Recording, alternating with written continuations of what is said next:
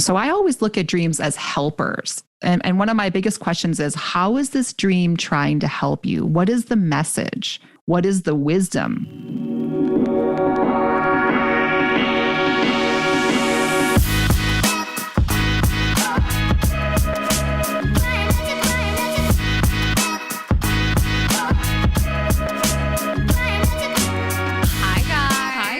Welcome back to another episode of Girls Gotta Eat. Welcome back. Okay, do you remember the time I forgot what I said after Hi Guys? I every week have PTSD. What, that one will week? Happen. We took one week time off. in 3.5 years. We took 1 week off and I forgot what we say. And now every week I'm like, don't do it, girl. Don't do it. Yeah, girl, don't someone tweeted they took 1 week off and forgot what to say. Like in a funny way. She was like so funny about it. It wasn't like our any shade. Funny. Yeah, they're amazing. Back from Dewey Beach. Got that Dewey Beach glow. Got that Dewey also Beach. knows the hangover. Yeah, the hangover. I got that bloat. The I got puffy that, eyes, Dewey the bloat. Love to see it. Puffy jowls. Dewey always wins. Last night I was like, I'm not going to drink. I'm not going to do it. And then I did. Don't do it, girl. All right. Before we jump into it, let's thank some of our partners. Thanks to Buffy for supporting Girls Gotta Eat. For $20 off your first purchase of $80 or more, visit buffy.co and enter promo code GGE. And thanks to Pretty Litter for supporting Girls Gotta Eat. Love is taking care of your cat's health. Get 20% off your first order by visiting prettylitter.com and use promo code GGE. Yes, and thanks to the Pill Club for supporting Girls Gotta Eat. The Pill Club is offering a $10 donation to help low-income individuals get access to birth control through bedsider.org for every listener who becomes a patient using this link, thepillclub.com/GGE. And thanks to Dipsy for supporting Girls Gotta Eat. Dipsy is an audio app full of short, sexy stories. If you're looking to heat things up, there's a story waiting for you. Get an extended 30-day free trial when you go to dipsystories.com/GGE. Okay. All right. We're back. We are back. Feeling we'll good. talk about it later. I'm feeling okay. I did do a Peloton this morning and I just said I was going to be done by noon and I wasn't. And like our assistant walked in and then you came in. I'm just like sweating in a sports bra. Actually, you have never delivered on a timestamp you committed to. Not once in your life. You said we were going to leave Dewey by 10 yesterday morning. Louisa comes into the bathroom. She goes, Ashley said we're going to leave by 10. I was like, have you met Ashley? Have you met her? Listen, sometimes I'm on time. I can be punctual. I can For airports, yeah. Interviews. We've never missed a flight one time because you're getting that foot rub. That's not what happened. This is one of the biggest lies that you have been spreading. This is the fakest news. We weren't late because of a foot rub. We missed our flight and then I got a pedicure in the airport. It was Valentine's Day. You always do this. His feet were too soft. Listen, that pedicure was one of the best I've ever had. And my feet were too smooth. I was like sliding around in my socks. But that is not why we missed the flight. We missed the flight low key because I was having sex. That is why. Low key brunch, light choking, and I just was delayed unpacking for a month. You are punctual when you need to be. I could never be your business partner if you weren't. I would never forgive it. But in general, Louise was telling the whole house yesterday that you promised to leave by 10. She told your brother. She told me both. She's like, I was looking at her like, Louisa, did you ever think we would? Well, it's just for getting out of town, like getting the car, doing the whole thing. If there's really not an actual time I need to be somewhere, I just kind of delay it. I like woke up the day we were supposed to leave. I did want to try to get a Peloton in because I ate too much pasta the night before. I was like, I'm just feeling like really lethargic. And I ate both servings of the HelloFresh. If y'all want to know, listen, they are for two. I ate it all. I was like, I'm not going to eat it tomorrow. And I don't like wasting food. You guys, just so you know, this is not the first time I've heard I can't do anything tomorrow. I ate too much pasta last night. We were at Carbone in Miami and I was trying to plan when we were going to go to Carbone and you were like, I don't want to eat all this pasta and then go leave early in the morning. You have a thing about pasta. Well, I just, I get like some lethargy from food if I'm going to eat the house down. So I don't want to I know I'm going to wake up feeling like not at 100% and it's worth it. But you know what I mean? For all of us, it's like, I want you to go to yoga and I don't want you to eat pasta the night before we have to do anything. But like, if I'm going to eat pasta for two, for one, then I am going to need to wake up and get a little cardio in. So I said that we were leaving at 10 because I knew I wanted to leave by 11. So I had to tell myself and you guys 10. I wasn't trying to fuck around with you, but I had to say it into the universe. I had to say 10 a.m. So I knew we would leave by 11.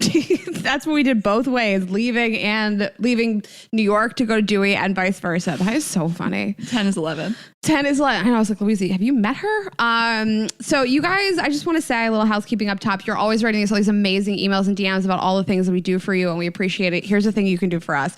Share this episode. Share all the episodes. Aww. Share the podcast. Leave a rating on iTunes. 5 stars always. Follow us on Spotify. And just do an Instagram story post of an episode that you love. Even if it's an older episode, we always appreciate it. You can always go to our website, find older stuff, share episodes with your friends. But that is how we've always promoted the show. So that's how you can help us now by doing it. Yes. And another quick announcement. We are going back out on tour.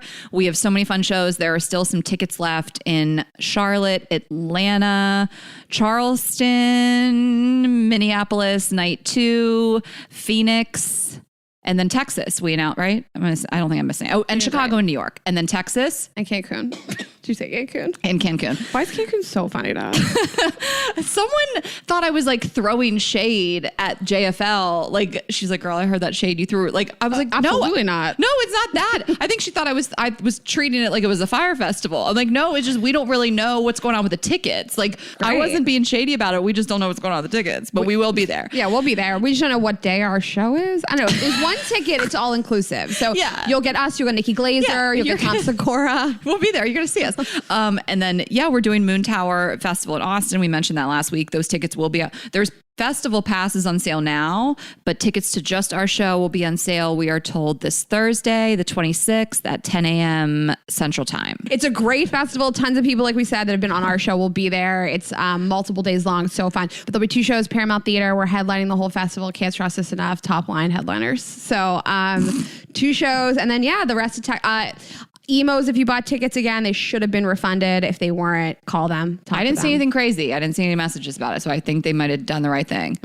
And then Dallas and Houston. Yeah, in January. We can't wait. So we'll see you guys there. Starting the year with you guys. And if you guys are coming to the shows, we always read stories, your craziest dating, sex, relationship stories at the shows, the local flair.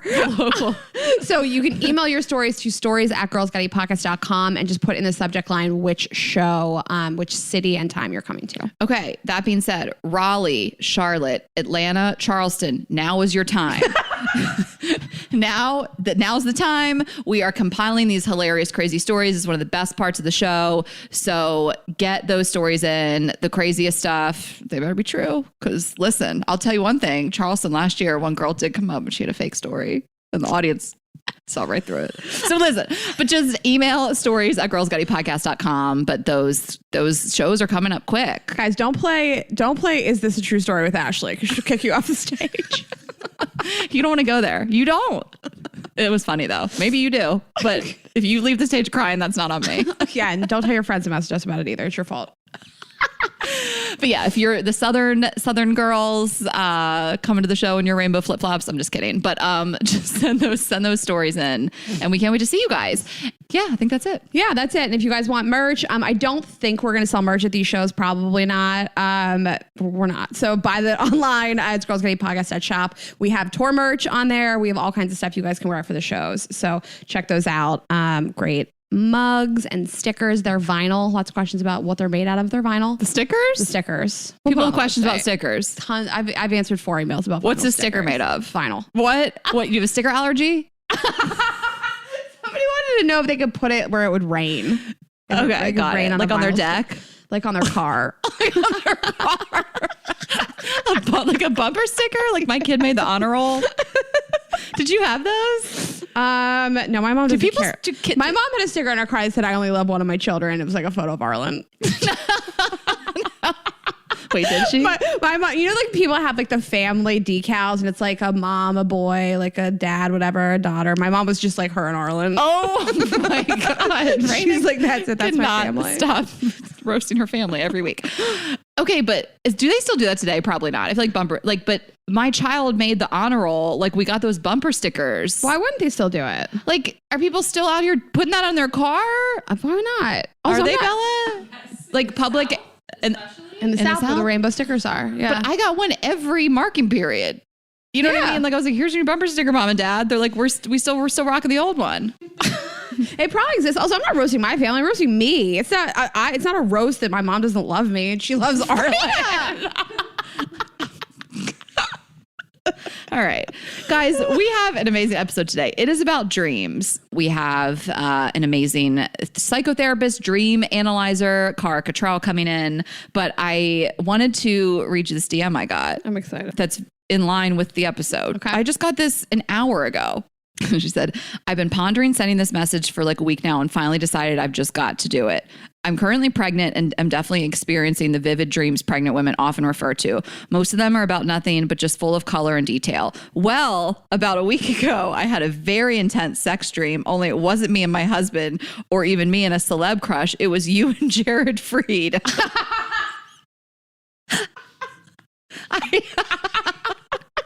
I had a sex dream about you and Jared. This is all caps. I had a dream, like, it was just so funny. Anyway, I think you're both single and it looked like you both had a good time. So food for thought. What if that was like your meet cute story with Jared Freed? It's like, how'd you guys get together? A listener had a dream that we fucked. But it's funny because I send Jared a lot of DMs. Like I'll send Jared, we talked about this last week. I sent him the DM from that guy, still talking to that guy casually if anyone cares. And then another guy like window tapped me and then slid into the DMs and was like hitting on me really hard. And he was not like, whatever. I sent it to Jared to be funny, be like, Jared, I blame you for this. So I'm constantly sending Jared DMs. Like, what if I sent him that? Just no context. I'm like, what's up? That's how you guys like got together. I'm here for it. You are? I feel like you'd be jealous. Oh, I would absolutely be jealous. Absolutely. But if you're going to date somebody I'm jealous of, it has to be Jared. Oh my God, if Jared could be like my brother-in-law, I'd be so happy. Your brother-in-law. All right. Well, it sounds like we had fun. Well, I wonder what position he had it in. Oh my God. I can't imagine Jared fucking, but I want to know about it. I feel like, listen, I'm here for it. It would be my dream if Jared could be my family. This is your dream? It is my dream. Please date him. Well, I have to read you a DM that I got from a listener. Okay. It's funny. She said, this is the weirdest thing to DM someone. I'm pretty sure you'll forgive me though. I swear I just saw Kane while I'm eating dinner and she says the name of this very small like suburb outside of a major city. I swear I was eating dinner and I just saw Kane pushing a baby in a baby stroller. I had to explain to the ladies I was with that I thought I just saw my favorite podcaster's boyfriend. Don't think I'm a creep. I was just thinking of you. Much love. Like she saw Kane with a baby and just like blew the case wide open. Kane as a kid. That is so funny. And it was him. What?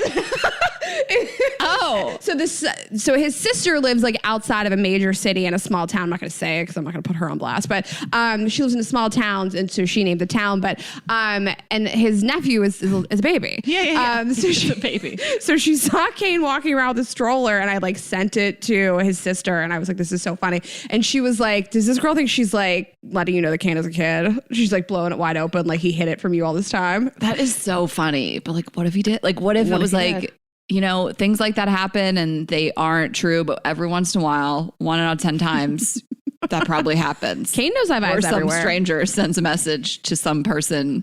He's like, this must sound really weird. But person in the, you know, influencer type person. And they're like, hey, your man is a secret kid. And it's true. You know what I mean? Yeah, absolutely. Kane told this joke about me and a listener told me I have eyes everywhere. Yeah. So anyways, that made me laugh. If you see my boyfriend with a baby, you know, just hit me up. Let me know. I love that. It was his birthday this week and Ashley and I were talking about like birthday presents to get somebody you haven't been with that long. I mean, like we're super happy, whatever. It's been like 6 months, but so I got him a book of photos. I take a lot of photos of him while he sleeps and while he takes naps, and he naps literally everywhere, in cars, in bars. I don't know. He sleeps everywhere. So I made a photo picture book of him sleeping. It's 28 pages of him sleeping. I love this so much. It's so funny. And that was my present. So if you guys are looking for creative gifts, I went on Snapfish and I made a whole book of Kane taking naps. I just love that's like such a funny, cute, like lovey thing. You know what I mean? Like I've had exes that just took like the most heinous pictures of me. Like I did have an ex that took a picture of me sleeping. It was the most horrifying thing I've ever seen. It was you've seen it, I think. Yes, it's why I'm laughing. It is, and then I took a picture of him sleeping. He looked like a little angel. Like I just was like, how can I look that ugly? Yeah, I only snap photos when he looks insane. When he's like gripping his head with both of his hands in the middle of the night. He's sleeping. When he just like falls asleep in the weirdest positions. He looks so stressed out when he sleeps, or his mouth's just wide open. He's all starfished on the bed. I've showed you that other picture. my ex took where I'm like on the couch. I was drunk, but I was on the couch and I was like in a dress. It was like up around my waist. My arm was like all distorted. I'm just like, those are the funniest. Yeah. Like if a guy I was dating made a book of me with the ugliest photos he'd ever taken of me, I would be like, marry me. It's so funny to me. Thank you. I couldn't wait to tell you. I was like, what am I going to get him? So I'm not going to spend a ton of money. We haven't been together for like long enough for that, you know? I mean, we have, whatever. I don't know. It was a funny thing. It cost me like $35. That's really funny. I love the idea of a picture book. Yeah. It's how you know you love somebody. You take pictures of them sleeping all the time. That's what I do with Azul. My whole fake camera roll. I've never seen you sleep. Have I? When have I? We don't sit together on planes. You've never seen me sleep? What are you talking about? I guess we used to share hotel rooms. You look at me like I watch you sleep. Why would I be around when you're asleep? Just like those first like couple months we were on tour and we shared hotel rooms. Yeah, I guess that would be it. I'm sure I've napped around you before. No. All right, maybe not. So we just got back from Dewey. You took me on my 4th summer in Dewey Beach. It's my favorite thing in the world. Is it really? Yeah, because we did go last year too. We went to Dewey. We just like an abbreviated family vacation. We just stayed at my brother's house because like it was so hard. What? You did. Okay. Okay. Well, we'll talk about it. But like, we didn't rent a house like we usually do. The inventory was really low. It's just crazy down there. It's crazy in every beach town this year or this summer. But yeah, it was really great. I did the comedy show at the Starboard on Tuesday. So many Girls Got You fans were there. It was really fun. It was such a good time. My friend Christine, who is a great comedian, she started that show in Dewey at the Starboard because she's from Delaware too, like 7 years ago or something. Like she's been doing it every summer for like 7 or 8 years. Casey Balsham was on the show also, who's been on our show. And it was just such a blast. And we like went to the beach. We had some great dinners. It was just like a fun trip. Yeah, it was less lit. We usually get there on Saturday morning and then get super lit Saturday night and all day Sunday. It was more of a family vacation. We didn't even do a jam session at the Cork this summer, which is fine. It is a lot more crowded down there, but we still got there and had like some really fun times. But yeah, so my brother has a big house. He has 3 spare bedrooms. So I have my bedroom that's like where I always stay. And like I've, upgraded the bedding. We got to get that Buffy on there. And then he has 2 extra bedrooms. My parents like don't like to share a bedroom when my dad snores really loud, whatever. So they usually have their own bedrooms. And so we were kind of full for 2 nights. And then Matt's friends came. So it was like a whole thing. So for 2 of the 4 nights we needed to figure out what to do with you and Louisa. And I was like chatting with Matt about it. And he was like, well, my neighbor, I don't need to say her name, but she said that they can stay over there. He has these elder neighbors. Were they 70 plus? They're older than my parents for sure. Yeah, they're in their 70s. They're so cool. They have this cute little dog and they just offered to have you guys stay over there. So you guys stayed at the next door neighbor's house, this like elderly couple. It was so sweet. And also like we like snuck in like late at night, like tiptoeing in every morning. They like after we wanted coffee. It was so nice. It's just funny because like I was laughing because like so many of my friends have like houses and 3 kids and a husband. And like I'm that age. I'm just sleeping at the neighbor's house on vacation. It was so funny. No, but they were so cool. They were like, just to come in late. We don't care if we're sleeping. Like it couldn't have been nicer. They were super cool. They just have like great energy, but it was just very funny. We put you guys over at the neighbor's house and then we brought you back over when my mom and dad left. Well, it was really nice of you to do it. I always feel like I'm part of the family. I really knew I was part of the family. It just made me laugh. It's just like a little anecdote, but like your family always makes me feel so welcome and I love them so much and so warm. And there's this like one morning that like we were all hanging out. It was like Matt and your parents and me and you and Louisa was next door talking to the neighbors. But you went to yoga and your mom wanted to go shopping. So you guys left and Matt went to work. And then it was just me and your dad. So I walked into the living room and I was like, well, Lee, it's just me and you. He looked at me without saying anything, picked up a magazine and just walked outside. What a dick. And it really, more so than like your family taking me on trips, spending Christmas with them, more so than anything they've done for me, that made me feel like I was part of the family. Nothing like someone's dad just not even acknowledging you. He didn't even acknowledge you? Nope, just dead silent. I bet he didn't walked hear outside. I don't care. That's what my dad would do. You felt right at home. I felt right at home. My dad would look at me and just walk outside. He would be like, I've done so much for you in your life. I don't have to talk to you. That is so funny. He just wanted to make you feel like you were his other daughter. Yeah, I love him. Oh my God. Go off, King. So that was it. Dewey was great. Another summer on the books. I know. You recommended The White Lotus, and then we started watching it like the last night in Dewey, just 2 episodes, and I finished it yesterday, and I do love it. So I just need to recommend that too. everybody's watching this. I feel like it's like the hot take. The breakout show of the summer. But I know we told you guys we'd stop watching things at different times, but we did. So I watched it when I was in Seattle a couple weeks ago, and the finale was on Sunday. So you actually like watched it at the perfect time so you could catch up. Yeah, I like totally binged it. I mean, I'm just backed up on TV because I've been doing stand-up so much. So I just don't like sit and watch TV a lot. And I say that in the way that like I miss it. Like I need to cut back on my stand-up, honestly. I keep saying Ashley and I are like living our truth. Like Ashley wants to have plans all the time, and I want to have zero plans any of the time. So she's working every night. She's working these streets. Working out the streets. But I have a book I'm reading though. Actually, I feel like this is not a hot take at all. This book got like so many incredible reviews, bestseller, all the things. But it's called Such a Fun Age, and it is by Kylie Reed. It came out in 2019. Just what it says on Google. It tells the story of a young Black woman who was wrongly accused of kidnapping while babysitting a white child and the events that followed the incident. That is accurate, but that kind of makes it seem like it could be like a crime sort of vibe, and it's not. It's more so about the dynamic between this young Black woman and her boss, she's like basically a nanny babysitter.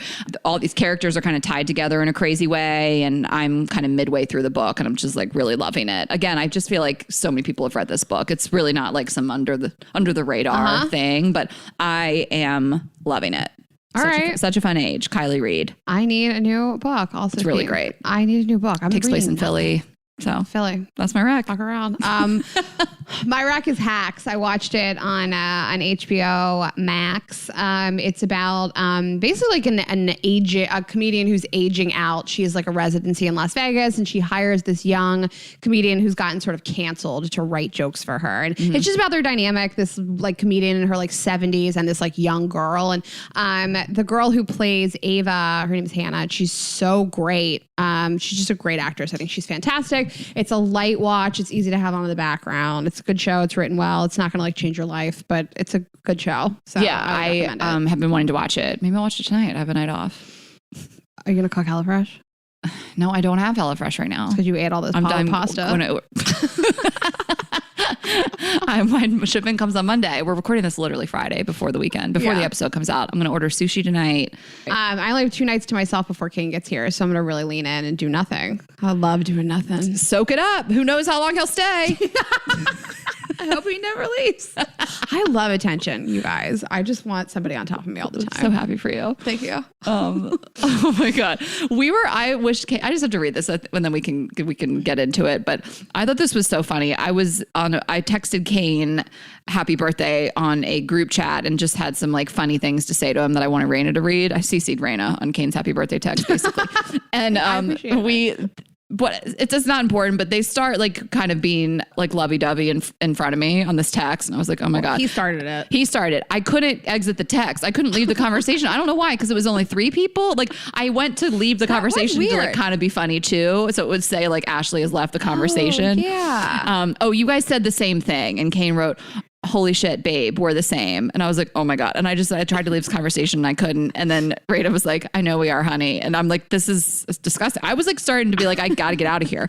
And then like you and our agent don't flirt on text messages. Oh my God, Raina. And Raina goes, and then Kane, I think Raina was ready to be done with it. It was like just a 2-line joke. Kane comes back in, Raina, honey, aren't we the best couple in the world? And then Raina goes, Kane, I will sex with you privately somewhere else. Don't make it weird. After Ashley made you a nice picture, because I made him like a collage. And I wrote back in all caps, thank you, Raina. I was low-key panicking. I was like, if they just start this and I can't leave. Listen, like I feel like I was like about to cuck you guys. Listen, I love him, but you got here first, okay? I'm not trying to like side with him in front of you. Relax. Go off, queen. Well, we have such a fun episode for you today, but before we get into it, I want to tell you about Buffy. Buffy makes the coolest, softest, and earth-friendliest sheets on the planet. I can attest to this. I have Buffy sheets, pillowcases, comforter and duvet cover on my bed. Like I cannot imagine sleeping with anything else. I say my my parents' house a good amount. I have Buffy sheets and a Buffy comforter over there. Like I really don't ever want to sleep without it. If I could like ship Buffy stuff to the hotels I stay in, I would do that too. The sheets are extra soft. They get creamier and dreamier with each wash. I have the soft hemp sheets. That is the fabric that I'm just so obsessed with. I love the way it feels. Love the way it feels on a naked body. And that is the best way to enjoy your Buffy sheets is in the buff. So you can just pass on your PJs and get ready for the best sleep of your life. Join the Sleep Naked Challenge, which is not sleeping in pajamas, slipping into Buffy sheets for 7 days. If it doesn't change your life, well, it will. So just take our word for it.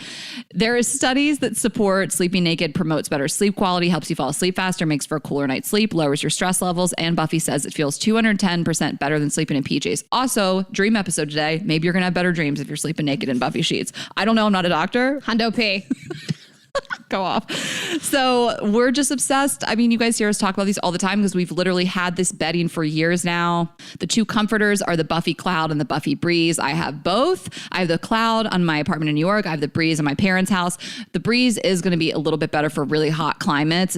But it is a thinner, more lightweight comforter. But I love the Cloud in the summer too. I think they're temperature regulating. They're just going to be great. So you're not going to be hot if you're a hot sleeper. I'm a hot sleeper. So they offer free shipping and free returns. So jammies off and jump in, try for 7 nights. And if you're not in love with your new bedding, Buffy will take it back. So you do the Sleep Naked Challenge. And if you're not into it, they'll take your bedding back. They just know you're going to love it that much. And we do too. So for $20 off your first purchase of $80 or more, visit buffy.co and enter promo code GGE. That's buffy.co, promo code GGE for $28 off. Yes, check it out, guys. And another brand we are always excited to talk about. Finally, somebody has made getting birth control not such an enormous pain in my butt. It is the Pill Club. So exciting to tell you guys about this. If you guys need to renew your birth control prescription, if you want to switch your birth control, maybe try something for the first time, if you know the brand you guys want, or you want to try to figure out what the best option is, the Pill Club's medical team will have your back. I cannot believe they have cut out all of the pain and nuisance that it is to get birth control. How many times have we forgotten to get it? How many times do you have to figure out how to go to a pharmacy in the middle of the day, go to the doctor? It really is such a pain. So they're going to take all of the stress out of that for you. They're going to send it directly to you. It's a birth control subscription. It's prescribed by a medical professional and is delivered straight to your door for free. The Pill Club carries over 120 FDA approved brands. So you guys have tons of stuff to choose from. Most brands at birth control are free with insurance or Medicaid. Otherwise, the prices start as low as $7 a month without insurance. So price point is absolutely fantastic. And the Pill Club delivers birth control to your door for free in discreet packaging. So if you guys are worried about what it's going to look like, don't worry, completely discreet. Their licensed medical team is just a text away to give you the best reproductive health care. So if you guys have questions about what's right for your body, obviously ask all those questions, figure out what works for you. And the best part is you can skip the office visit and waiting in line at a pharmacy and join the club. I just love this. I love any way to make birth control more accessible to people, make it fit into your lifestyle a little more easily. If you don't love going to a doctor's office for whatever reason, you're uncomfortable doing that or you don't have time, I just love that they've made this more accessible and there's tons to choose from at a great price point. So we are always really excited to partner with anybody that does that for you guys. Right now, when you go to thepillclub.com/GGE, the Pill Club is offering a $10 donation to bedsider.org for every Girls Gotta Eat listener who becomes a patient. Your donation will help low-income individuals get access to birth control through bedsider.org. That's thepillclub.com/GGE to get your first birth control care package and donate to help women in need of affordable birth control. Remember, thepillclub.com/GGE, and you must use the link to make a donation. Okay, guys, we are really excited today to introduce a really cool guest for you. She is a psychotherapist who specializes in relationship coaching, relationship astrology consultations, sex therapy, and dream analysis. We are so excited to get into it with her today. Please welcome to the show, Cara Cottrell. Thank you so much. I'm really honored to be here and excited to share all this juicy information with everyone. Us too. We are so excited. We Ashley found you. We found you through Kelly, a former guest of ours. But Raina, I think this was your idea. You were like, let's do some dream stuff, and we asked Kelly. But it's funny because Raina has been a little less on board with anything astrology related, kind of woo-woo, subconscious stuff. And she's slowly kind of come over to that side throughout the course of this podcast. So we're both fully on board. We just We love this shit.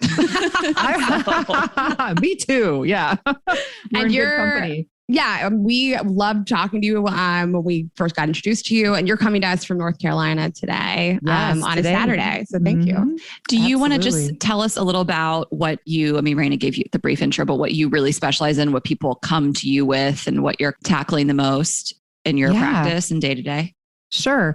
So I'm a Jungian psychotherapist primarily, and I do specialize in dream work and sex therapy and astrology and relationships.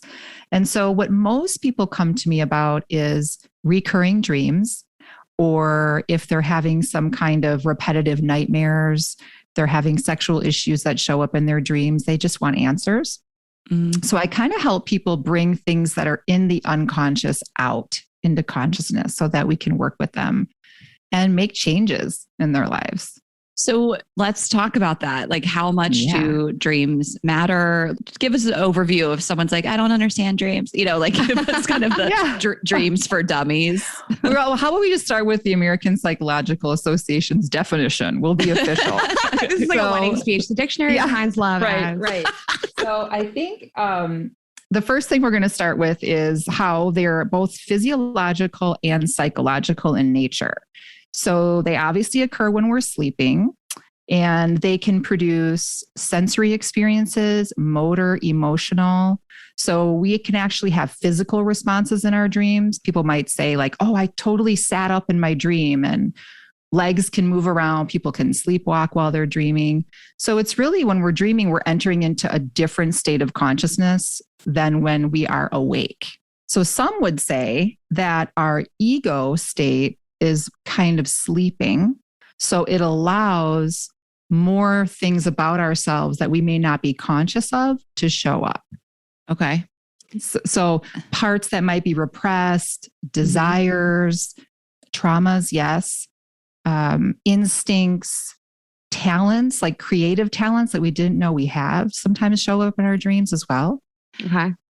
And this is a weird question, but are there dreams that just don't matter? They don't mean anything. Like, how do you know the difference? Like, how do you decide is it just kind of how it makes you feel the next day? Like, are there dreams that we have that just like don't mean anything? I had a dream that I was like a mechanic. That doesn't mean I want to switch careers. You know what I mean? Well, that's a really good question. I get that one a lot. So we don't really want to take dreams literally, because psyche often speaks through the language of metaphor and symbol.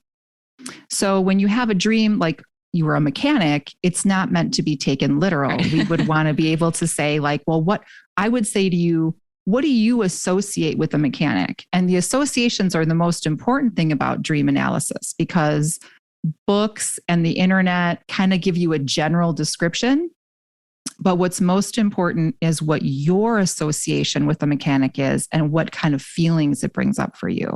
Okay. I haven't had that dream, so I was just giving it an example. But that's a great example though, because people do get a lot of career kind of dreams, and they'll say, well, I have no desire to do that. Well, we're not meant to take it literally. So, and somebody might have, like you might say, I dreamt of a red ball, and your neighbor might dream of a red ball and have completely different associations with it. So we always want to go with your own association first. Last night I had a dream that I had sex with Leonardo DiCaprio, and I was trying to remember. Well, I mean, I do want to have sex with Leonardo DiCaprio. That's really real. I would hit it like if he was around. But me too. Netflix suggested 3 movies to me yesterday, and 2 of them were Leo movies, and so like that's just why, right? Like it's not deeper than that. I think he was just like on my mind, and then I fucked him in my dreams. Well, okay, so let's talk about residual material from the day. Okay. So we think of all the things that you see, hear, smell, taste all throughout the day. You don't dream about all of it, but you might dream about one thing. And so what that would tell me is there's something about that one thing that made its way into your mind while you were sleeping, that something in it resonates with you. It has some kind of an effect on you. So in that case, now, because I'm a Jungian therapist, I'm going to be talking about things like archetypes. And so that dream that you had Leonardo might be your animus, like your masculine counterpart that you really want to merge with. So it's not necessarily meant to be taken literally, although we could, because you would love to have sex with them. But if we were looking at it metaphorically, it could also mean like your potential, like who you are in terms of your potential. Okay. Can you define something? Because I don't know what Jungian means. Yeah. You said that you focus on. So what does that mean? What do you specialize in? So Jungian psychoanalysis or psychotherapy is, it comes after Carl Jung, who was a psychiatrist, whose most of his work was around working with the unconscious and archetypes and symbols and the shadow. So it's just like a form of therapy that is drawn from a particular person who founded it. Which was Connor studied his work. Okay. We had another men's coach, therapist type that people loved and he talked a lot about the shadow. He was talking about men specifically. Well, let's dive into some of the meat of like the main things people asked about. Two things are like exes and sex. Those can kind of blend together a little bit, but I'd love to start with sex, like just what repressed desires. I mean, what do you see a lot? We understand you can't just kind of do these blanket statements because everybody's completely different and they're having different dreams and they all mean different things. But people wanted to hear about that and sex dreams and even just some of experiences of what you see with clients. Yeah. Well, sex is fun to talk about. And if we were talking about Freud would say that sex is at the basis of like everything we think, say, do, believe, and desire. So, when we look at sex dreams, we want to look at it both literally and symbolically, like I just did with you, and to see, are there some desires that maybe you're not willing to talk about? Is there something about yourself that you're wanting to connect to? So is there a creative potential? Is there something that's been kind of pushed aside in our conditioning that wants to come out and have expression? So we can look at sex as just like another way of connection, like another word. We could say like you're wanting to connect with this part of yourself. Okay. And people asked a couple different things. So maybe we can like talk about it in different buckets, but sex with your ex came up, sex with somebody you'd quote unquote never sleep with, like a same sex partner, or somebody you think you're not attracted to. So something that came up a lot was I have a partner, but I'm dreaming about sleeping with my ex. Yeah. So when I would want to ask all kinds of questions about that relationship and whether or not there was still some longing or some desire unfinished, like it never got closure. And so that's kind of from a literal standpoint. We can also use it metaphorically. And this is going to get a little deep, but a lot of times in relationships, we're projecting our own unconscious potential into the other person, and we're not even aware that we're doing it. So when we start dreaming about people or our exes, for example, there can be like a little bit of an obsessive quality that can be showing itself, but that would be work for therapy then, because I would want to say, well, what is it about this partner that you are, what kind of traits does this partner have that you really want to be embodying, but you're just not aware of it? So we're working with it. It's like something is coming up from the unconscious that wants to be seen and noticed. Okay. We talked about astral dreams before on with another guest we had on. We actually just touched on them. We didn't really like dive in so deeply, but after that, I had a lot of dreams about my ex and they felt so real. They felt like I woke up and felt like I spent time with him. Like it was kind of, and you had a few too, right around that time that just felt like unbelievably real, like more than any other dream that like those probably people wake up and they're like, wow, like what did that mean? And like, why did that feel so real? Well, because it could be like a compensation, like it was something that maybe really did need to happen, but wouldn't have happened in waking state. So you finish the job, so to speak, while you're sleeping. Mm-hmm. Okay. Yeah, that makes sense. Well, we are just going to take a very quick break and then we will be right back into it with Cara and our dream discussion. I am telling you guys about Pretty Litter. Rain and I don't have cats, but we love cats. And my family is a cat family. They have 4 cats. We just love our pets. And you're going to want what's best for your pet, what's best for your cat. Love is letting your cat sleep in your lap when you really need to get up. Love is also keeping tabs on your cat's health because nothing is more important than their health and well-being. That's why we recommend Pretty Litter. So just in general, like keeping keeping tabs on your pet's health is so important. You know, keep them healthy and living longer. Pretty Litter is the most advanced litter in every way. It changes color to help detect early signs of potential illness, including urinary tract infections and kidney issues. So this is incredible. Cats actually are known for hiding their illness. And so keeping tabs on their cat's health can give you peace of mind because they can be a little shady about it. So when you see that Pretty Litter change color, you're going to know that something could be off that you might want to look into. The cleanup is easier with Pretty Litter 2. It's ultra absorbent crystals, trap odor instantly and last up to a month. So this is what I'm obsessed with it, because being around cats and with my family having litter boxes and whatnot, I hate when the litter comes out of the box, it's underneath your feet, you got bare feet, you got socks on, it's gross, it smells. So this is just better all around. There's less scooping, there's better odor protection. They use Pretty Litter now. I do not smell it. I can't recommend it enough. And it is safer for your cat and the whole household. Many conventional litters contain irritants that can aggravate allergies and asthma, but Pretty Litter's Super Light Crystal Base minimizes mess and dust and is going to be better for you and your cat. It arrives safely at your door in small, lightweight packaging. Shipping is free, which is amazing. You'll never have to worry about storing bulky containers. So this is great. Again, the bag is lightweight. It's not like you have to drag a big bag into the house and it's going to make a mess, and it's just really convenient. You can do recurring deliveries, and it's just going to change your cat owner life. We hear this all the time that people have made the switch because they've heard us talk about it and they can't imagine life without it. So like we said, love is putting your cat's health first with Pretty Litter. Make the switch today by visiting prettylitter.com and use promo code GGE for 20% off your first order. That's prettylitter.com, promo code GGE for 20% off. prettylitter.com, promo code GGE. Yes, guys. And it's hot outside. It's about to get a little hotter inside. If you guys are looking to heat things up, there is a story waiting for you on Dipsea. Maybe you guys have heard us talk about it before, but Dipsea is an audio app full of short, sexy stories designed to turn you on. You guys can use it by yourselves or with a partner. Each Dipsea audio story features characters that feel like real people in immersive scenarios, so you guys feel like you're right there while you're getting turned on solo or with a partner. All kinds of stories, tons of range in there. You can listen to stories about hooking up with your hometown crush. Maybe you never made a move on them and you want to reimagine what that might be like.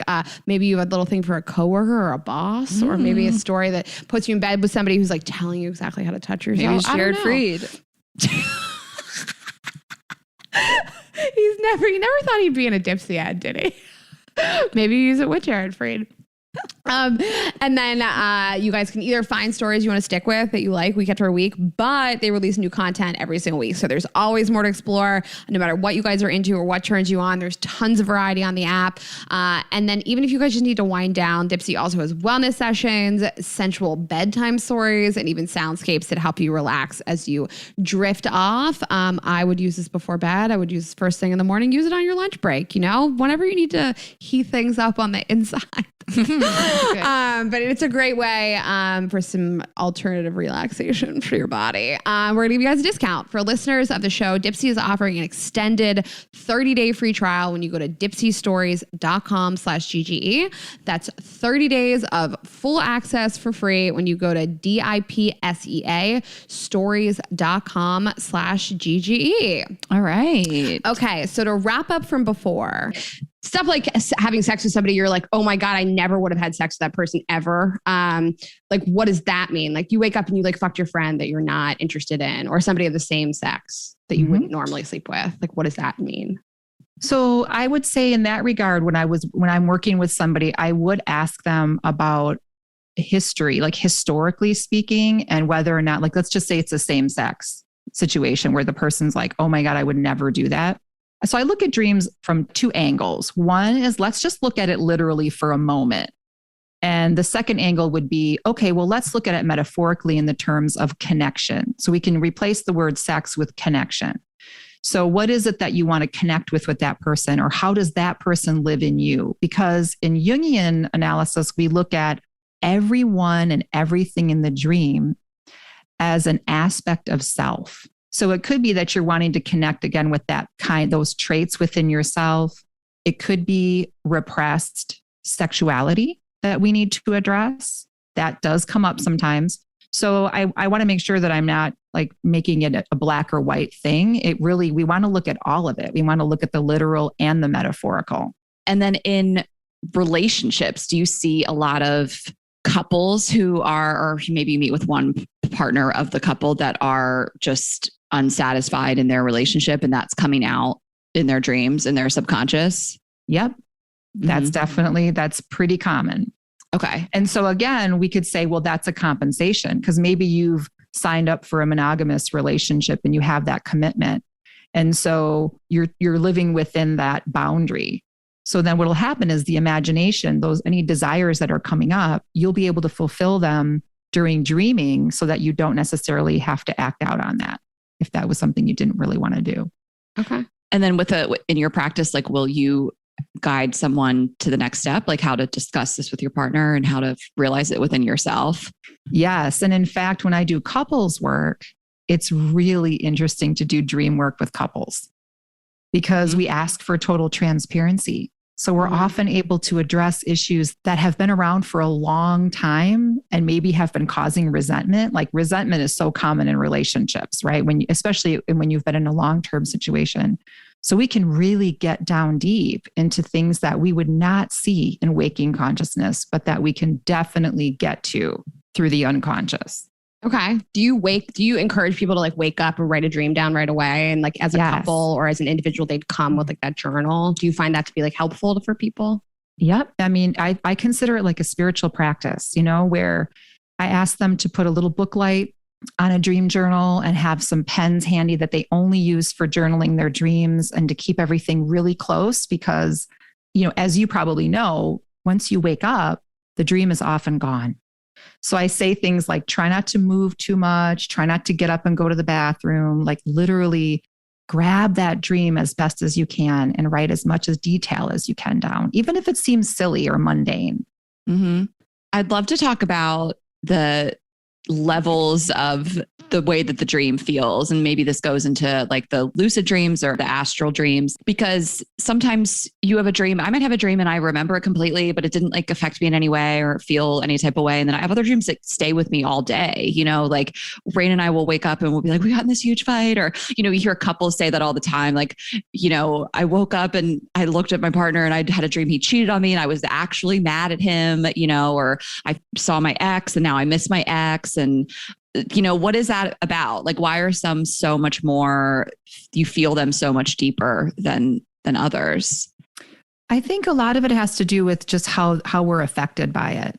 So cheating dreams are really challenging to get into because, I've been doing this work for over 25 years, and there are so many times that people come to me with cheating dreams, and it turns out the person was actually cheating. I just got chills. That is so crazy. I'm not kidding. But I think, you know what I think? Like, I think that we always say, like, you can sort of feel it when your partner is like 1 foot out, and you can feel it when like the person that you love is not acting the way the person you love normally acts. And so your mind is saying to you, like, something is wrong, Yeah. There's some importance there, right? Like, pay attention, wake up, pay attention, see this.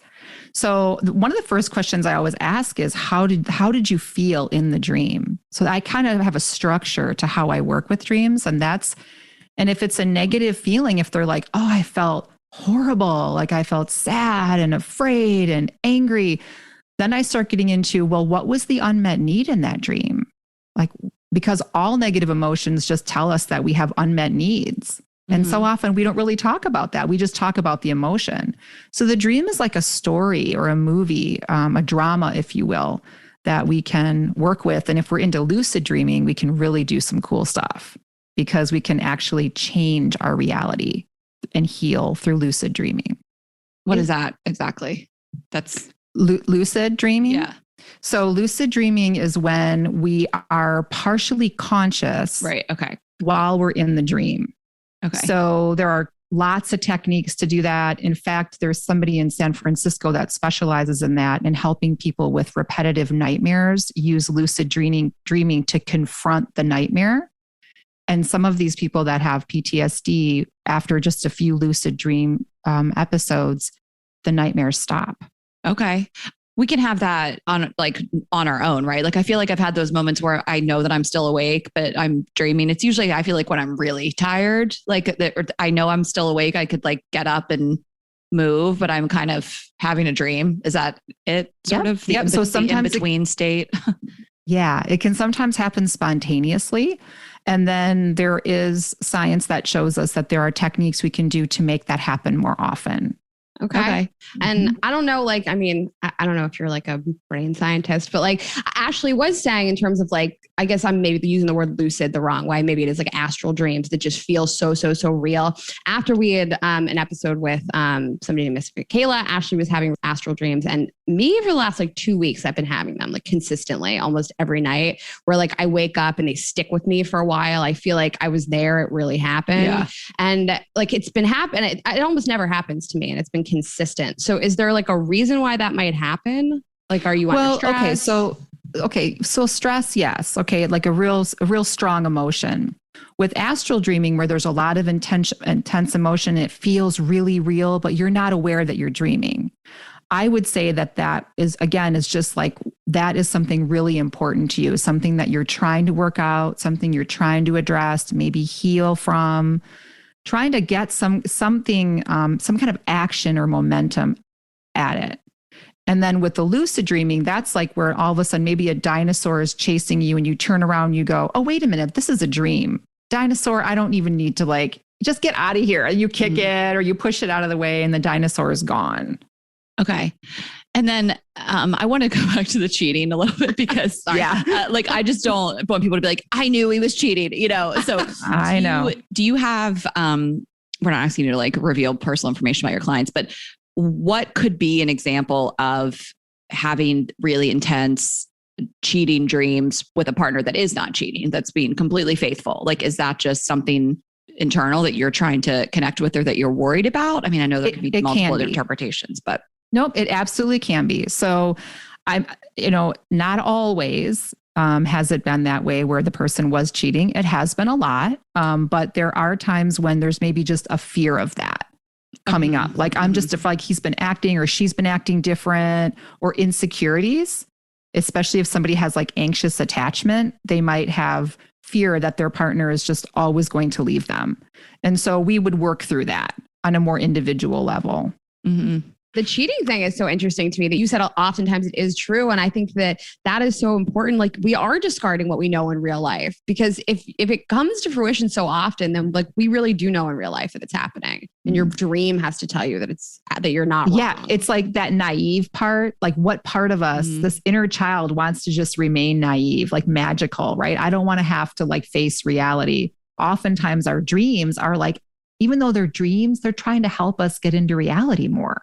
It's like a paradox, right? Like weird. How is this thing coming through my dream? And yet it's directly impacting like it wants me to like wake up and become like face reality. I don't think cheating dreams have never been something I've really struggled with. I don't think that Ashley and I mean, we have our own issues in romantic relationships, but neither of us sort of suffer from like the anxious attachment style where we've been cheated on really badly and think everybody's going to do it to us, thankfully. But I had an ex that I was just like, we were still communicating, and I don't know, I was so worried he was going to move on, and I had a dream about it that he did, and he had a new partner, and he did. And I found out like a week later, and I was like, I dreamed that, like I knew it. I wish I wasn't sitting here saying that it happens a lot, but it does. I think you're smart. I think you felt it. And I think that it was a real possibility. And I think that like, sometimes we won't consciously acknowledge what we know subconsciously. Do you see that where it's something you're almost like afraid to face or afraid to admit that you know to be true or you feel is true, and then it comes up in dreams? Yes. And that's like another good definition, right, of how dreams affect us in terms of, is it something we're not willing to see? And so this dream maker, right, or psyche, like, is communicating to us. It's like there's this part of us that seems to be all knowing that is trying to communicate something. So I always look at dreams as helpers. And one of my biggest questions is, how is this dream trying to help you? What is the message? What is the wisdom? Maybe you just need to pay more attention. It could be as simple as that. Or it could be like you need to face something that you really are not willing to see that's pretty serious. Okay. I want to go back to the ex thing just because that was so overwhelming what people said, and ask, because you said sometimes people have cheating dreams and their partner's cheating. Do you see people who are dreaming about their ex and they really want to be back with them. And that's what it means. And it's like explicit and they call them up and reconnect. Yeah. So gosh, there's so many different things we could say about it, but I'll just go off of some of the things you mentioned. So unrequited love, right? Like maybe one person really loves the other person, wants to be in a relationship with them, and the other person's just not interested. So there's this strong desire, right? That's like playing itself out in the dream. Other times, yeah, it can be like somebody might have a dream where they're meeting somebody somewhere, and for the first time, they're like, I don't know who this person is, but I feel all this connection for this person. And then months later, they meet somebody who isn't an exact replication of what showed up in the dream, but the characteristics might be the same or approximately where they met. But that's more like a premonition dream then. So that does happen. Yeah. I just wanted to ask again because people like, people it was like ask the number a lot. And I think it doesn't necessarily mean you're unhappy. I actually, an ex of mine appeared in my dream a couple days ago, and sexually I'm very attracted to him as a person, but in no other way. Like my current partner is wonderful. I couldn't be happier. He's emotionally wonderful and the sex is great too. So I don't feel like I'm like lacking anything. I haven't seen him in 3 weeks, so I'm lacking sex. But my ex appeared in my dream, who I just on a baseline I'm just sexually attracted to. And I woke up just feeling like bad that I had a dream about him. But personally, I don't feel like day to day, I don't feel like there's anything missing in my relationship, and I don't miss that person at all for 1 second. I don't think about him at all. But there's a desire. So instead of acting on it in waking life, you went ahead and acted on it in dreaming life to satisfy the desire. And that's, again, fantasy. I mean, thank goodness we have that.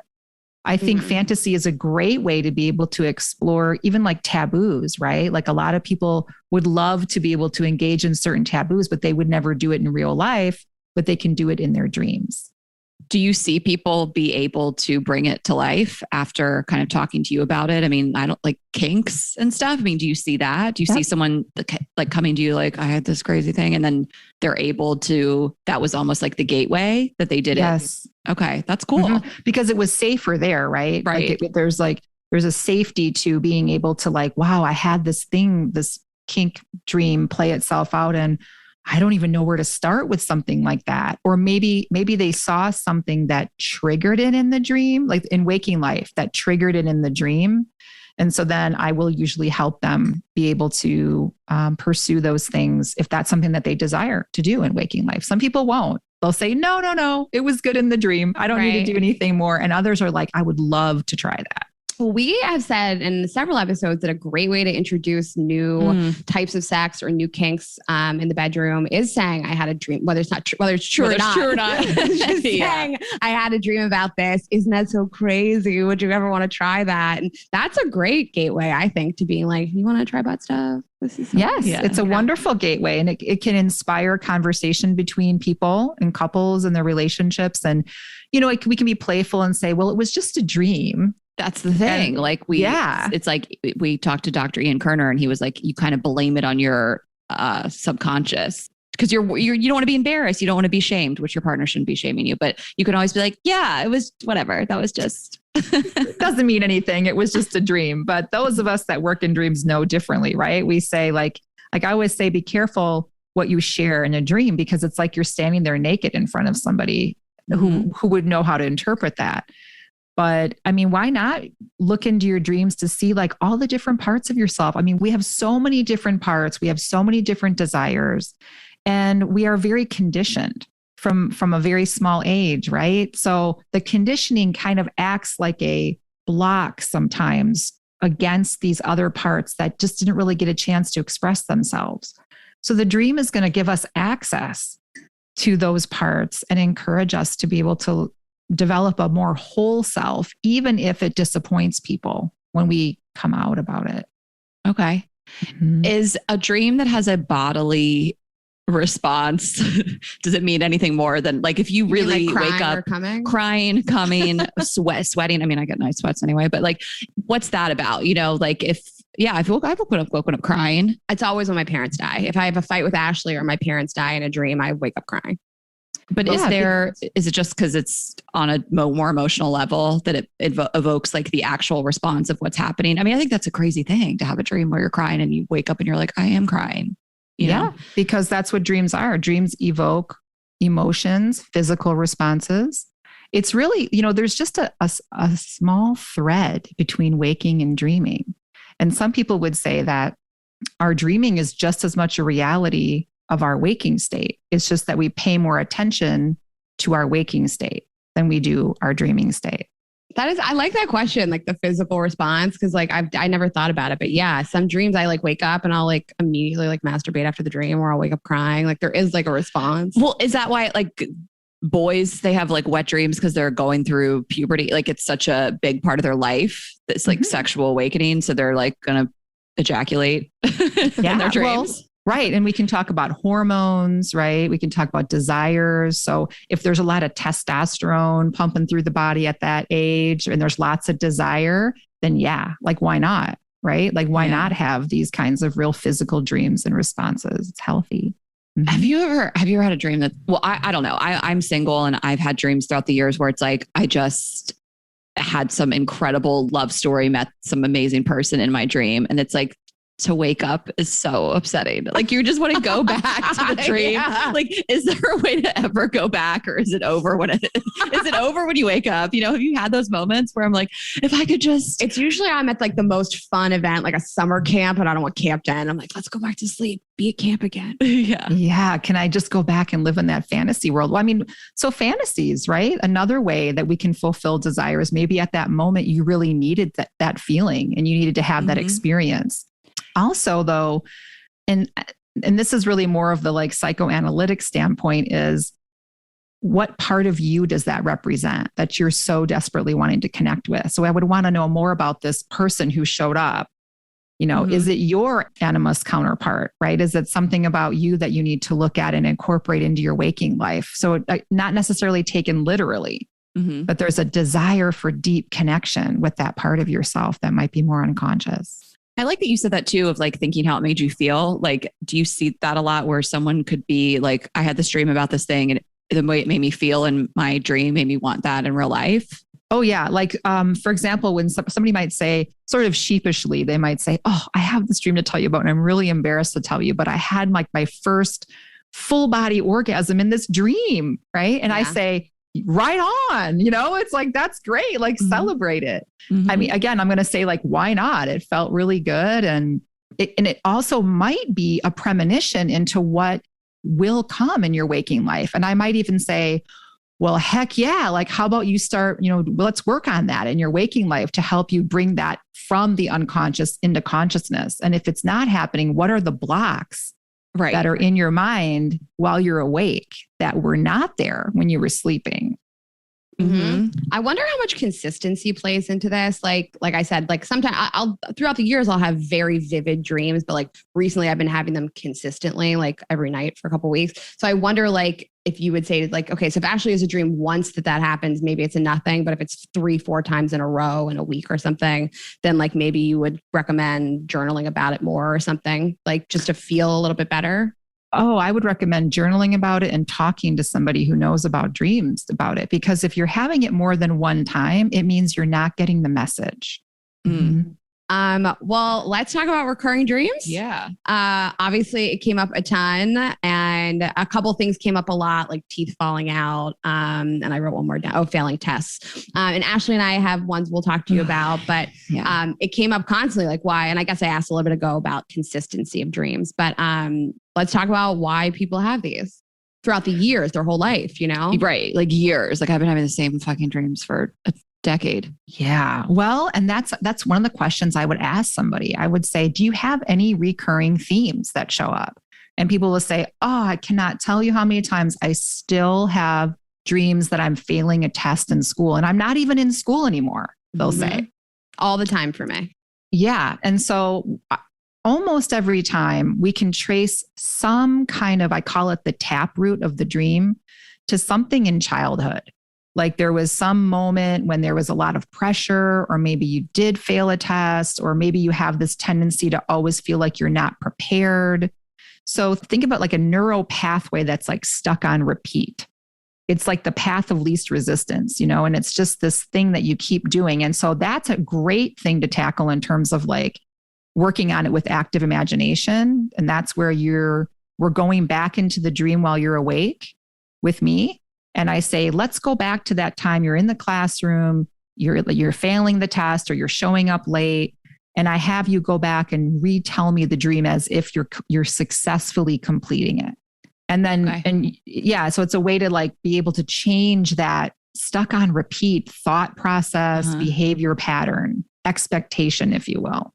Do you think a lot of people, like you said, they think things you didn't complete, things you didn't finish? Do you think because a lot of people went to school, we all have this like shared experience, that's how it manifests itself? Like everybody has that, like that I just didn't study, I didn't prepare. It's the end of the school year, I'm failing all my finals. Like I didn't go to class. Is it because we like all share the experience of school kind of? Like everybody has these. Yeah. I mean, I would say that some people have them more than others. But definitely, so that just like I said, we go back into childhood and we say like, yeah, did you have a lot of pressure in college or high school? And a lot of people say yes. So intense emotional experiences, I say, create divots in our brain and where we get like a scratch on a record. Like it just keeps getting hung up there and keeps getting hung up there. So the more intense the emotion, the more like the deeper the divot and the more likely we are to repeat that same thing over and over again. So that's where psychoanalysis can really be helpful in using the dream. It's like, okay, well, you're still having this traumatic experience in your dreams, but that's not really what's even happening in your life right now. So what is the message for you today? Why is that dream coming up for you right now? That's super important to try to figure out. I mean, mine is it's recurring for years. It's it's like sometimes I feel like sometimes it's high school, sometimes it's college, and it's finals, and I haven't gone to class all semester. And I can't really figure out why I haven't been going to class. I just haven't, it's like it snuck up on me. Like all of a sudden it's finals and I haven't gone to class. That being said, I was a straight A student my entire life. School was really easy for me. I killed it at school. Like I never missed a class. I was never absent. I mean, a couple times I was hungover, but like I graduated college with the 3.9. I was school was like my jam. I guess maybe I had internal pressure, but like my parents were like, she's got it. Like I didn't feel that. So it's so interesting to me. It has to translate to my professional career and like a lack of feeling prepared in some way, or I'm not doing enough maybe, which I can understand that, Raina knows especially recently, I just feel really overwhelmed and like can't get everything done. And, but it's so funny to have that school dream because it was the exact opposite of my experience. I never even like didn't get an A, or like didn't feel prepared for a test ever, So. But that's where the metaphor comes in handy, right? Mm-hmm. Because it's not literal, but like you just did a good job interpreting it yourself right there when you were saying, I feel overwhelmed right now. I might not be really prepared. Maybe that part of yourself, that all-knowing part of yourself is sort of wanting you to look at that and say like, are you taking on too much? Do you have too much responsibility? Are you over-identifying with your achievements? And maybe you're expecting yourself to be perfect. All these different things that we could go into that are more personal to you, that are deeply personal and maybe not as general. Mm-hmm. Another one that we both have a lot, mine might be a little bit different, but is that I have live show nightmares a lot, where Ashley and I perform a lot, and that we didn't do an outline for the show. We didn't prepare any jokes, and I'm about to like walk on stage with her, and happens all the time. We look at each other and we're like, we didn't prepare anything, and we have a huge fight. And like that is my recurring dream, which is also funny because Ashley and I hyper prepare for these shows. We're always ready. We put a lot of effort and energy into making sure that an outline is written. We also are great off the cuff, even if there isn't even if we don't stick to the outline, and we never have a fight and then walk on stage. Like it's just not something that happens, but we both have those dreams a lot. I don't know. Is yours different than mine? It's similar, but I usually, when I have it, I usually do feel like the live shows are sneaking up on us and we're going to feel stressed and unprepared. Like I feel like I can usually track it. I'm like, okay, but I actually am feeling this way on some level. I actually am feeling like well, shit, they're 2 weeks away and we haven't, done things that we need to do. Like, I just tend to get a little more like anxious and stressed than Raina. And she's like, we're going to get it all done. We're going to get it all done. But I'm like, I'm ready to retire. Like, like, I don't want to be this busy. Like we were successful enough. So no, I'm just kidding. Sort of, but no, I mean, it's kind of, those are a little more easy for me to understand. It's like we booked a whole tour and I feel like, how are we going to do all these shows? They're going to stress us out. Like I feel like I know where it's coming from, but yes, we have a very similar dream. Yeah, I guess you're right. I never thought about tracking it to which shows. Like there are certainly some shows where I just feel like we're killing it in life. Everything is set. We don't have a lot going on. And there's other ones where I'm like, shit, we have too much stuff coming up, too many commitments. Maybe that's when I have them. I mean, that would be fun to pay attention to. Like, what is it? Why at that moment and not other times? The teeth falling out. I mean, I actually used to have it all the time. That was probably my teeth was my most recurring dream before the school stuff. And I have not had it in so long. Is that different for everybody or does that kind of have a theme? Yeah. So teeth falling out, we can pretty confidently link to anxiety. But then I take it a step further because if you think about it, when you're a baby and you're developing and you're moving to these next stages of development, what usually happens? Teeth fall out. Ooh, okay. Oh, okay. Yeah. So oftentimes when people are bringing those kinds of dreams to me, we usually can, because I say, why now? Right? That's a big question. Ask yourself, why now? And almost always I can trace it back to some kind of a developmental shift, something that has to happen for the soul to grow, to take the next step. And there might be some resistance to it, which is causing this unconscious anxiety. And then afraid of the teeth falling out. Like, I'm afraid to grow. I'm afraid to go on to the next stage of development.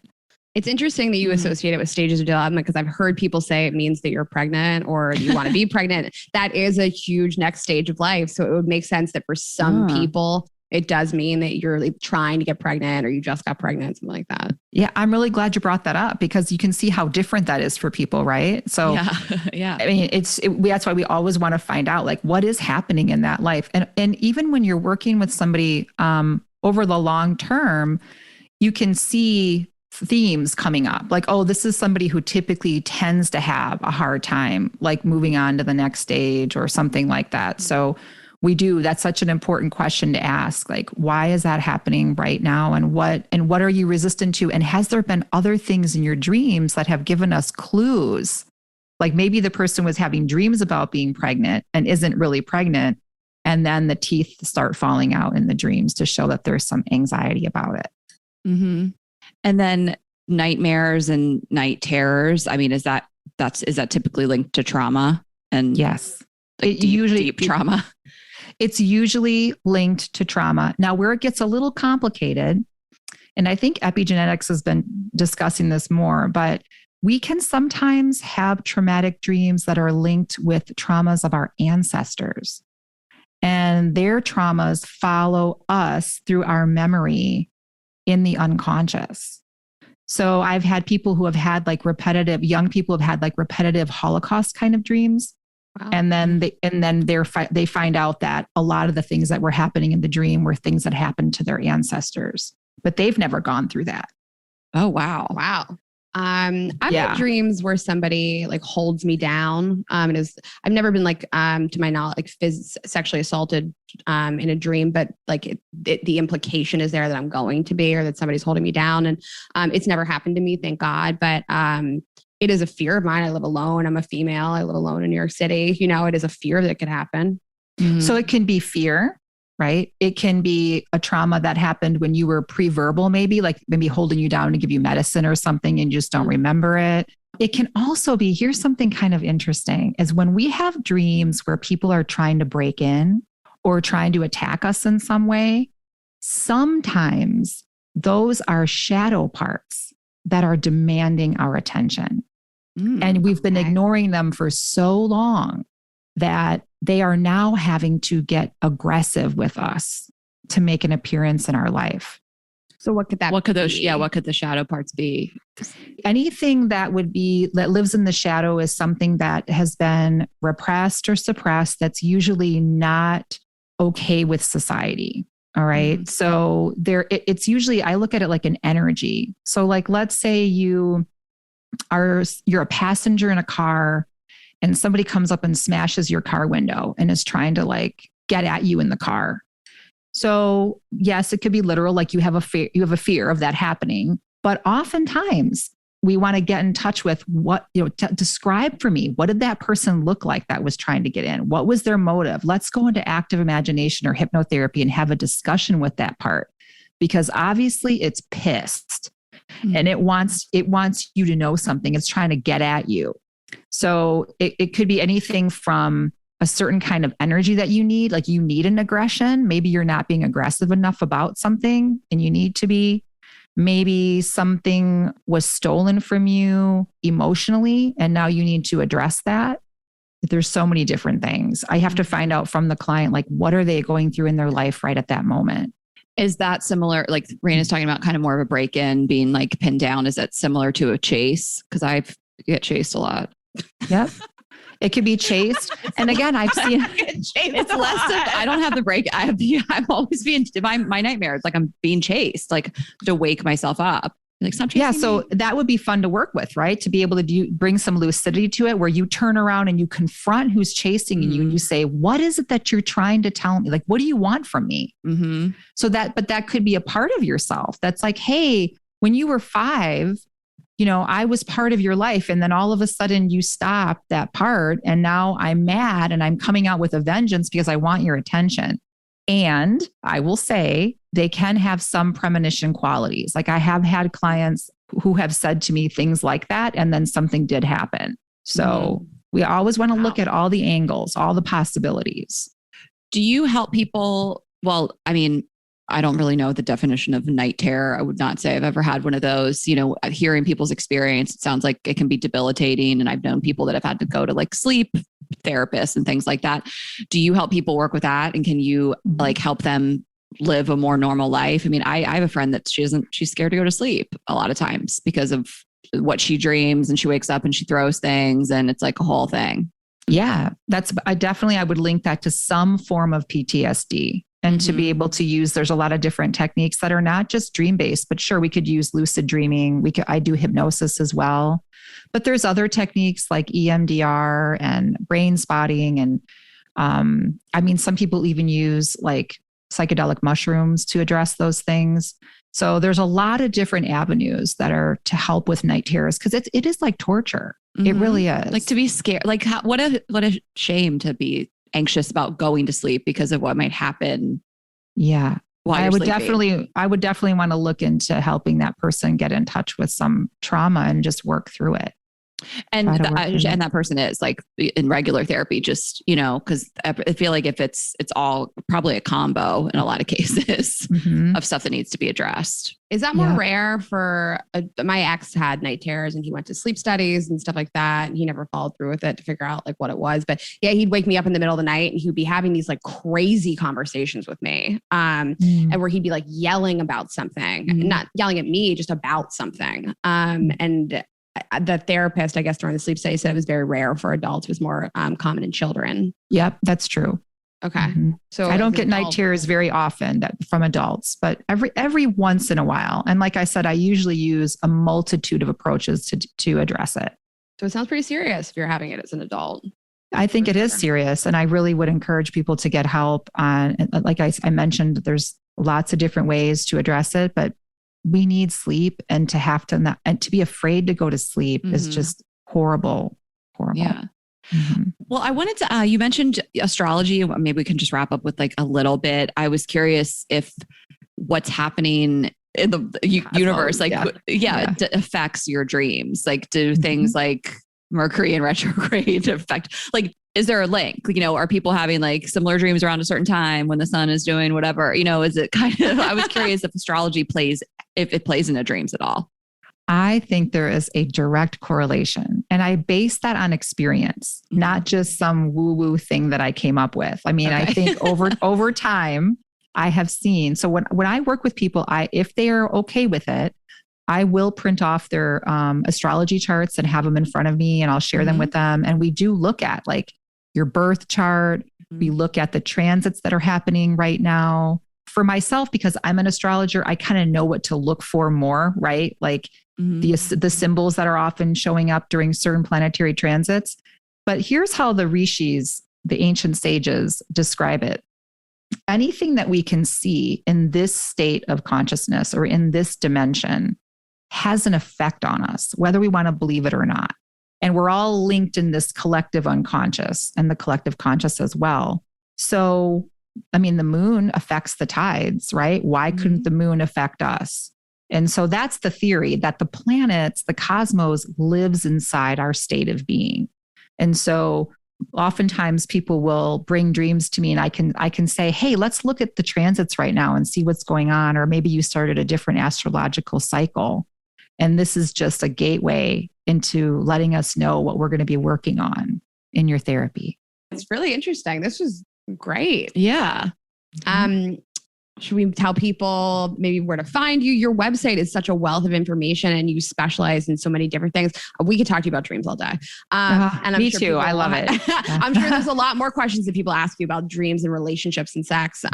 So if you have resources you want to recommend, types of dream journaling, your website, anything, I'm sure people would love some kind of resources. I would love to be able to help people know how to get in touch with their dreams. And one thing I will say, regular use of any kind of THC products diminish your dream capacity. Oh. So just so people know, and I always say, like, if you don't believe me, try it yourself. Like stop using THC products for a while and see what happens to your dreams. It's like the THC products actually put like a blanket over your ability to dream. That's why it's so effective for people that have sleep problems, because it just helps quiet everything down, right? Slow it down. Yeah. Turn the brain off. Yep, exactly. So that would be one thing I would point out. Like if you're really interested in doing dream work, you kind of have to give that up for a little bit to get in touch with those parts. And then I would say people can get a nice journal or a notebook, whatever's convenient for them. A lot of people use their phone. I actually discourage the phone because I like people to write where their dream entries are when I ask questions, but have pens handy. And when you get a dream, just write it down. And then I kind of go through a series of questions. So the first thing I'll ask is, how did you feel when the dream was happening? What do you associate with these different symbols or people? What's happening in your life right now?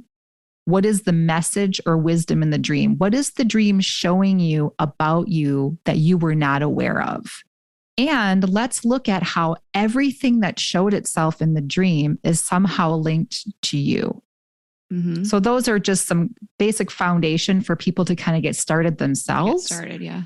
And then there's a lot of dream groups on social media and on the internet that people can join.